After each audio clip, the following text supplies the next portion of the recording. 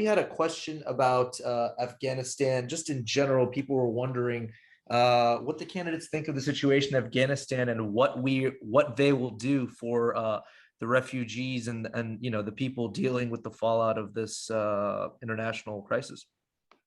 I know that there's folks like Congresswoman Kathy Cashes over in Tampa that's working hard to try to get additional resources for Afghanistan too. So I tell you what, we're going to give you 60 seconds to respond to that. We're going to start with Senator Thurston and work our way back that way. So Senator Thurston, the floor is yours for 60 seconds. Thank you. I think that our country can definitely afford to take in more of the refugees if that was part of the question.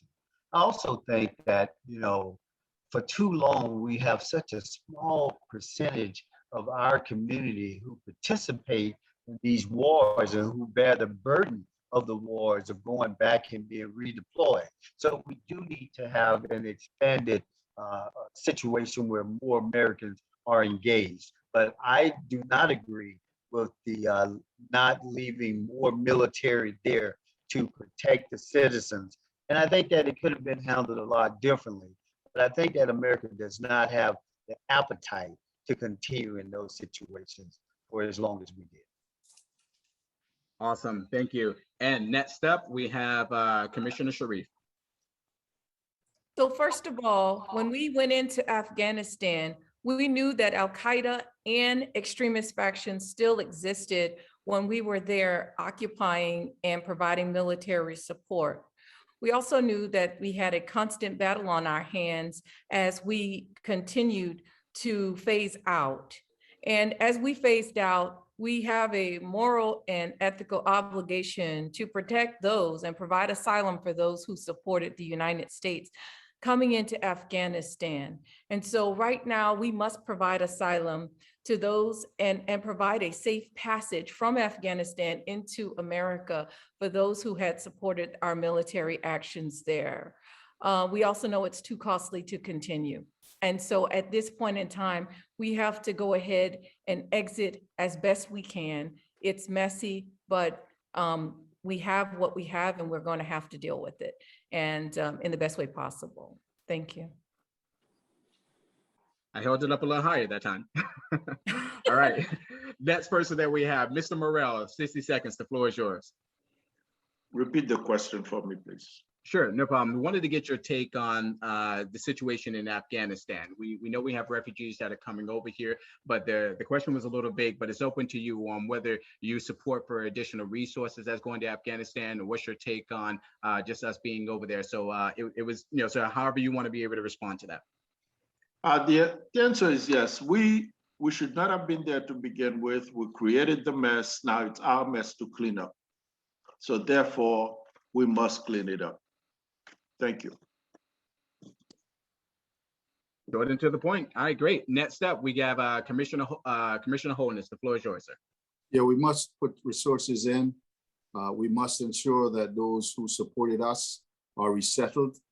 We ought to look to see whether or not we need TPS designation for the folks that may be fleeing and ending up elsewhere or coming to our country.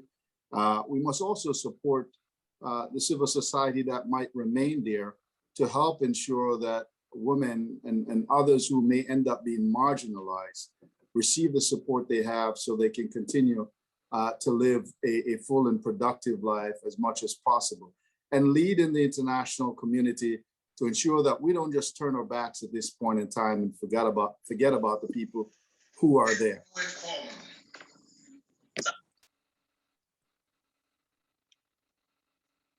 Awesome, thank you. All right, next up we have Rep. Hardy. Let me know if you need me to repeat the question. No, sir, I'm good. So look, we absolutely must accept refugees, Afghan refugees who have left the country already, and we must continue to use diplomacy to secure the safe passage, not just of American citizens or of Afghans with dual citizenship who are concerned about what their life is going to look like now that the United States is no longer there and the Taliban has taken control of nearly all of the country, but of those interpreters and others, people of merit who should have a right to decide where they're going to live going forward. We have the ability to do that. We should continue to use diplomatic means to ensure that these folks have safe passage. And I think going forward, there is a way to engage in that region without leading with our military in front. And again, it's called diplomacy.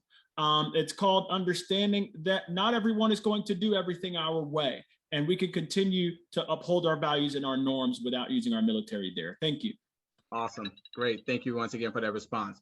And we have Rep. DeBose. The floor is yours, sir. Thank you. I think it's a very unfortunate situation in Afghanistan, and we absolutely must welcome the refugees who are coming here to start over. I think we need to make sure we, find a pathway to possibly providing them citizenship, because I'm pretty sure they'll come here and be productive members of society and contribute to this economy. And in having this conversation, we can't forget about our troops who are coming home, and we need to make sure we welcome them back and assist them as well. It's a really unfortunate situation on both ends, but to your question, I think we definitely need to provide the resources, as I stated earlier, remember our troops. Thank you. Awesome. Last but not least, Sheila, the floor is yours. The United States has always been a beacon of hope for democracy. And what we're seeing going on in Afghanistan is devastating, seeing the people fleeing. And we really have to lean on our allies, along with our own country, to make sure that anyone who's displaced, who is seeking democracy, has a chance at living in a democracy. And it's imperative that we'll be there for them as we help them start their new life. Not just us, but all of our allies around the world to be willing and able to accept any refugees.